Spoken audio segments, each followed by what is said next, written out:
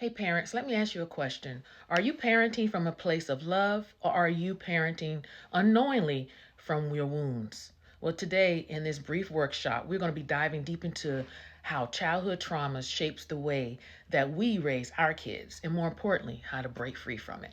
So, the title, Are You Parenting from Your Childhood Trauma? The reason I came up with this quick little 10-minute workshop is because I've been in therapy for a while now, and I noticed that I have been parenting out of my traumas, out of my poverty mentality, because growing up it was, six kids and my parents, and so money was always very tight.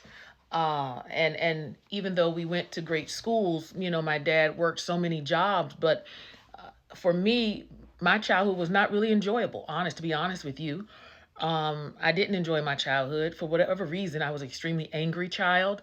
I was extremely overweight and obese as a child and definitely as a teenager.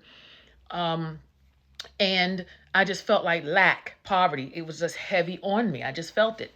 And so now that we have children, I noticed that I overcompensate for everything.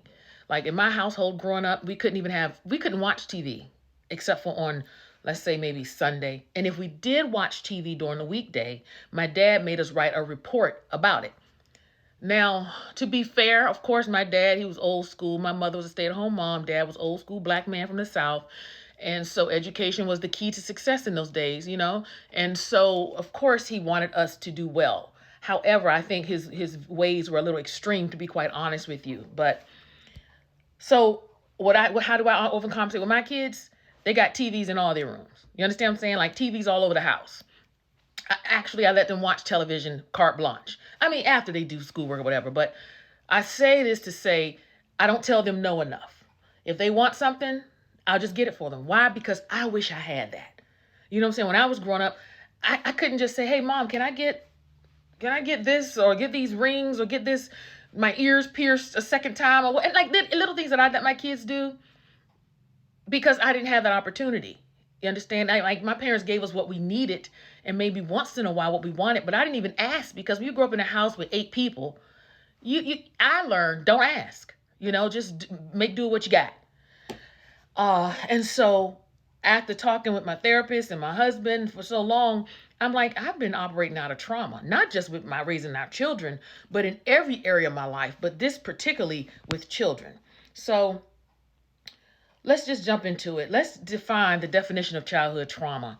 It's emotional neglect, abandonment, harsh discipline, excessive criticism, or lack of emotional support. Even well-meaning parents can unintentionally create trauma. And I believe that's what happened with my parents. No parent, well, I can't say no parent, but I know my parent and the majority of the young people I grew up with, our parents did not intentionally create trauma. But you got to remember, particularly as black people, we already were birthed into trauma. Our parents and our parents' parents, particularly from chattel slavery that happened, Jim Crow, segregation, racism, all that, lynchings. And so we already grew up with all this type of trauma. And then our parents dealing with their own, they just projected onto us unknowingly, unintentionally.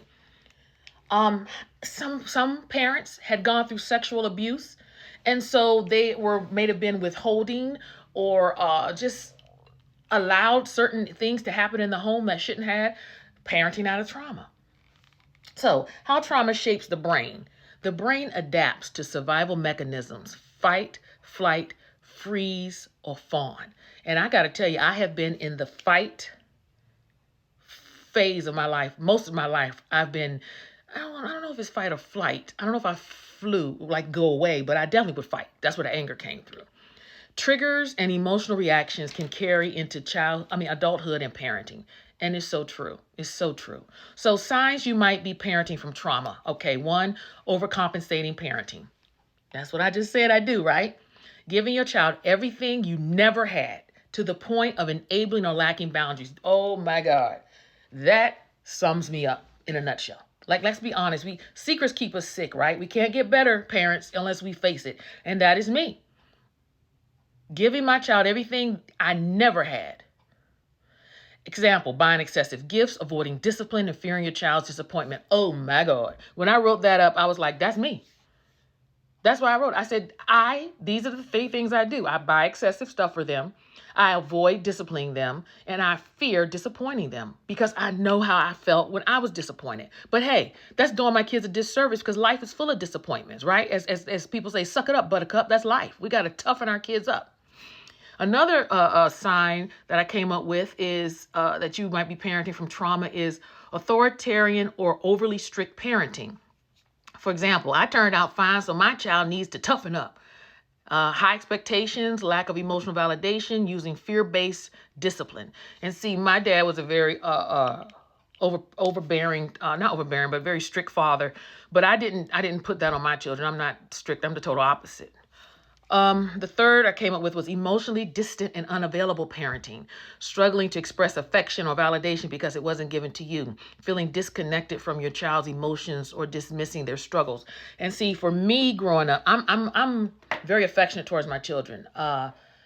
Growing up in my household, my mom didn't do a lot of hugging with us. I knew she loved us from the things that she did, but whereas for me, I'm more like, come here, sugar, come here, sugar, let me kiss you, baby, and all that stuff. That's how I do. Even the dog looked up at me because I do that even with the dog. I said, hey, sugar. But I didn't get that from my mother. Again, not taking nothing from her, but I needed that. And so I do that with my kids. And also, I think you should do that anyway with your children. You should just love up on them anyway. All right. Another one I came up with, another sign is fear-driven or anxious parenting. I said overprotecting due to fear of your child experiencing what you did or controlling every aspect of their life, like school, friendship, and hobbies. For me, I'm a helicopter mom, as my 16-year-old tells me. But it's just because mine is fear-based because the world is so freaking wicked. The world is just so topsy-turvy and crazy. So you just want to protect them at all costs, right? And then this is the last one. This one here, another sign, people-pleasing parenting. Seeking validation from your child's seeking validation from your child's behavior or achievements, avoiding conflict or discipline because you fear rejection. Sort of. So let's talk about how we're going to break this cycle. How to heal and parent differently. First, self-reflection. Like we're doing now. We gotta identify our triggers. What situations make you react strongly to your child? Is this response truly about them or about your past? And let me think of an example of when the situation made me react strongly. Whenever my children want new clothes, and I know good and well they got enough clothes. I mean, they do grow fast, or I may just not have the money that week to be spending that kind. But I hate to tell them no because when I was younger, I always wanted to have nice new clothes, but for two reasons, very times I couldn't get them. One is because I was just so heavy. Back then, I didn't have nice clothes like they do for full-figured girls now. And two, I just didn't ask. I didn't ask because I knew money would be tight. And I didn't want to see the disappointment in my parents' face or put them under undue stress for something, Another way to break the cycle on how to heal is to reparent yourself. Give yourself the love, validation, and patience you didn't receive. Practice self-compassion. Acknowledge your wounds without shame. And that's really a big one for me, y'all, because I'm so freaking hard on myself. And I know I am. One is because my dad was hard on us. You understand? And I never give myself the validation. I never pat myself on the back like I should. And honestly, if it wasn't for the kind of husband that I have who just is overbearing with love, not in a bad way, but what I'm saying is just he oozes love all on me and compliments.